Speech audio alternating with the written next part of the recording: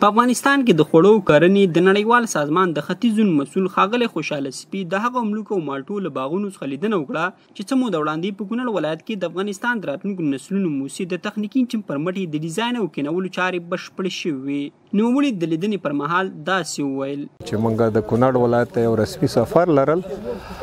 او د 140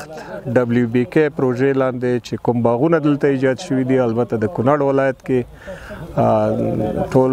نوي باغونه ایجاد شوي چې هغې کې د سیتروسو یا مالټې لیموګانو همدارنګه د املوکو باغونه دي. نو خوشبختانه ما چې ولیدل د دې هغه د باغ حالت او همدارنګه د باغ هغه سروایبلیټي او همدارنګه دغه فیصدي مې چې ولید زه ډېر خوښ شوم، زه ډېر خوشحاله شوم. نو د FGI د ټولو همکارانو او همدارنګه د FGI د تخنیکي همکارانو ساحوي همکارانو نه په مننې سره چې دوی البته د بزګرانو زمونږ د ګټه اخیستونکو چا چې باغونه جوړ کړي دوی ته وخت په وخت راځي او تخنیکي مشورې ورکوي. ښاغلی اسیپي چې له یو پلاوي سره مل و د املوکو او مالټو د باغونو د لیدنې ترڅنګ د افغانستان د راتلونکو نسلونو موسسې د کونړ او نورستان له ولایتي استازو سره دوه اړخیزه ناسته درلودله چې پکې دواړو لورو د هغو پروژو په تطبیق او ستونزو بحث وکړو چې چارې د یاد سازمان لوري په نوموړو ولایتونو کې روانې دي.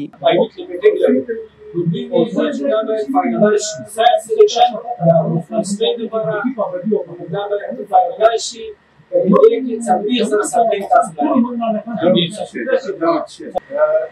پوهیږ د وکیل صاحب چې مونږ لرو ځینې وخت کې نورستان تقریبا ډېر لږ نه بهتري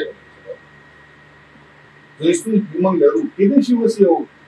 وکیل یو کمنټ کې کېدای شي د لس نفرو د وجې نه کېدای شي د شپږ سوه پنځه ویشت یا د اته سوه نفرو ټوله پروسه د لس نفرو ته محتاج شي. ما پوهیږ د میل نه دا چې په تاسو کوم دا معلومي تمویل راکړه اوس که پوجي ده پوجي موږ شپږ سوه پنځه ویشت بینیفیشري پارټیز کوي او کمنټونه شاید په لس نفرو باندې په یو استفاده کېدای شي. دا نور در حال کې چې BBB کلیر دی ټول مسایل کلیر دا وخت کې موږ ته اجازه راکړئ چې ضرور ده چې کمنټونه دا انټرس کوي او دا نور پروسه مختلفه شي. د یادونې وړ ده چې د خوړو کرنې د نړیوال سازمان لوري زیاتره زراعتي پروژې په کونړ او نورستان ولایتونو کې د افغانستان د راتلونکو نسلونو موسسې په تخنیکي همکارۍ تطبیق کیږي چې وخت ناوختي د یاد سازمان استازي د کارونو د کیفیت او څارنې په موخه نوموړو ولایتونو ته سفر لري.